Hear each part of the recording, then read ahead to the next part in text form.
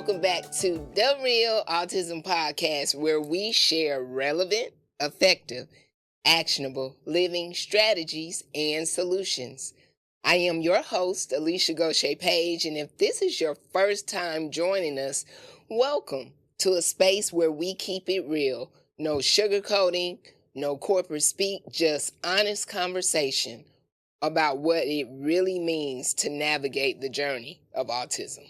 Today's episode is a little different. I'm going to walk you through something I put together specifically for caregivers who just got the diagnosis, or maybe got it a while ago and you're still trying to figure out what next steps are. Because here's the truth. Nobody hands you a roadmap when you walk out of that doctor's office. You get a diagnosis, maybe a pamphlet, and a whole lot of emotions that you don't know what to do with. And I know because I've been there. When my firstborn Jasmine was diagnosed, I remember walking out of the appointment completely numb. I walked to the car in absolute silence, and I do mean absolute. I could not hear the cars going up and down the street. I could not hear car doors closing. It was just quiet, like the world around me had completely stopped. So at this doctor's appointment, they handed me this list of resources before I left, a whole list, and I sat there in the car and I stared at it with absolutely no idea where to start. That feeling, that overwhelm, that silence is exactly why I created this. So the next caregiver who walks out of that office has something real to hold on to. So today I'm walking you through what I call the real roadmap. 5 pillars that every caregiver needs to understand as early as possible in this journey. So let's get into it.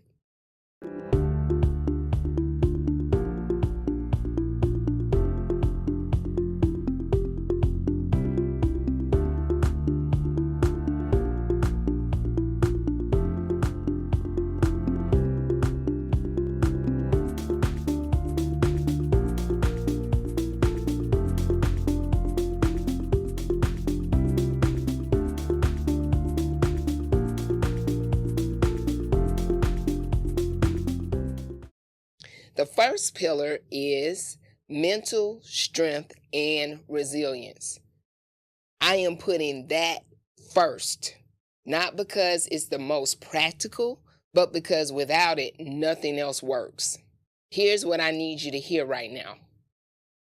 The diagnosis does not change who your child is. Let me say that again. The diagnosis does not change who your child is. It gives you a roadmap to understand them better. That's it. Your child is still your child. But I also know that grief is real. Fear is real. The feeling of, did I miss something? Could I have done something different? That's real. And I want you to feel that. Don't run from it. But then I need you to make a decision. A decision to fight for your family. To fight for your loved one with autism. One of the most important things you can do right now is find one person in your corner. And I want to be specific about what that means, because not just anyone will do. You got to find the right person.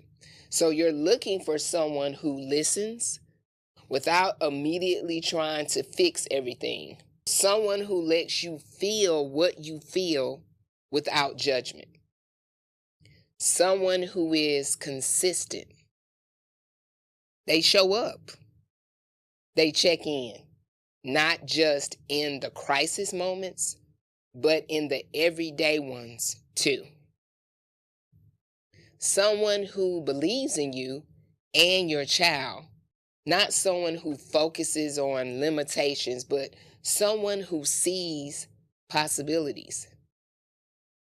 And someone who is honest with you, not brutally harsh, but real. Someone who will tell you the truth even when it's not what you want to hear. That person might be a friend, a family member, a therapist, a coach, a community, but find them before you try to figure out everything else. Because I'll say this every chance I get, the strongest thing you can do for your child is to take care of yourself first. You cannot pour from an empty cup. So put the oxygen mask on you first, and then you put it on your loved ones. So take a second right now. Who is your person? If you don't have one yet, I want you to think about this week and figure out who that person is. So let's move into the second pillar. So the second pillar is about understanding autism. And autism is a spectrum. And what that means is what works for somebody else's child, it may not work for yours. So before you start Googling and comparing, and trust me, I know the temptation to Google and diagnose things yourself.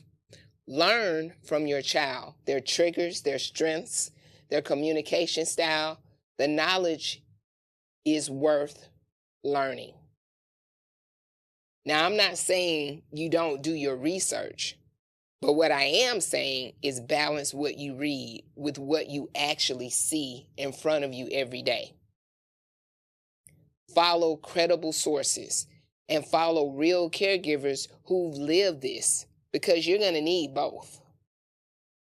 At the end of the day, a diagnosis is a starting point, not a life sentence.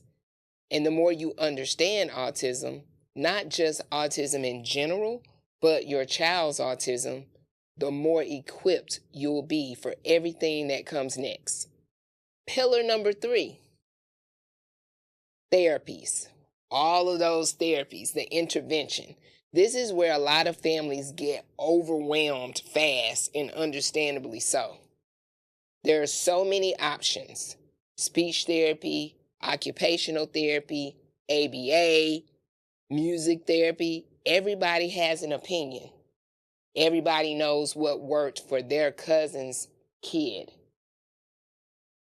Here's what I want you to do.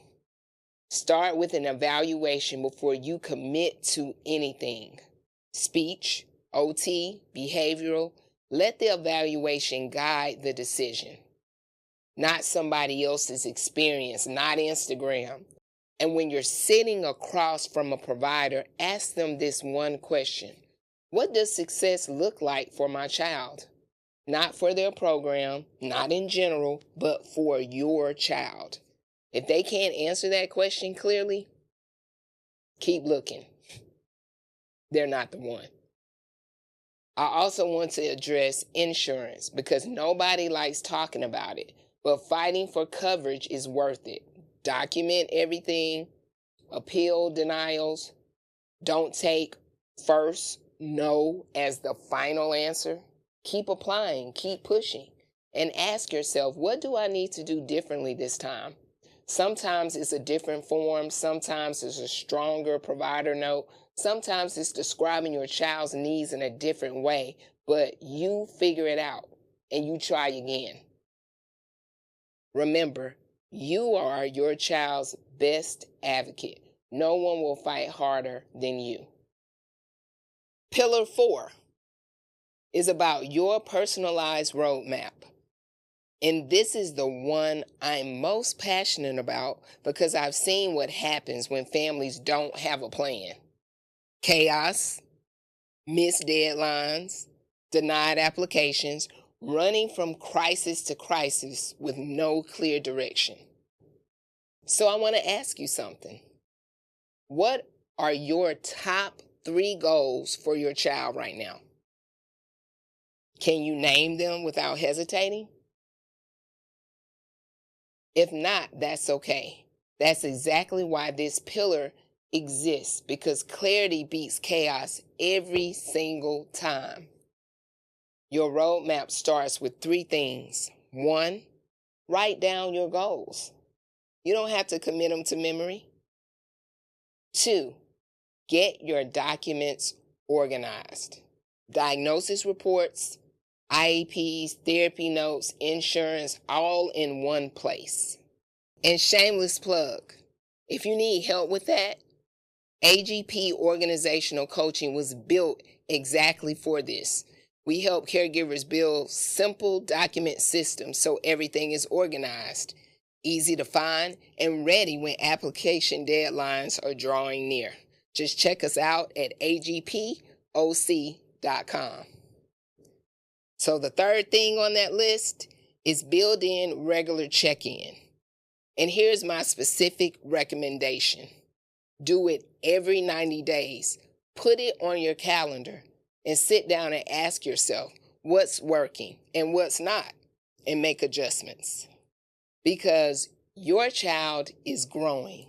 Their needs are evolving. A therapy that was perfect at 5 may not look completely or may not be completely perfect now. A goal you set in January may not be perfect in June. So quarterly check-ins are important. Be proactive instead of reactive. They keep you ahead of all the changes that you need to make. A plan doesn't have to be perfect, y'all. It just has to be yours. You have to own it. And lastly, pillar number 5, celebrate progress. This one is also close to my heart because in this journey, it is so easy to focus on what's not happening yet, what milestones weren't hit, what other kids are doing, what the therapist said, and they're still working on. And I need you to stop that. Stop measuring your child against neurotypical milestones. Set your own milestones for your family. Think of a new word. That's a win. A new food. That's a win. A good day after a really hard week. That is an absolute win. And let me share a personal one with you. My son Coleman is nonverbal. And I remember the day I looked at him and I kept saying, "Do you love me? Do you love me?" And he said back to me, "I love you." Now, it wasn't clear. Most people probably wouldn't have understood it, but I understood it. And it came from my son who has been deemed nonverbal. So that was a win and I celebrated that. So remember this. On the other side of pain is joy, hope, and optimism. Just keep pushing, and you'll be able to celebrate a lifetime. So thank you for joining me for the Real Autism Podcast, where we share relevant, effective, actionable living strategies and solutions. And I look forward to seeing you next time.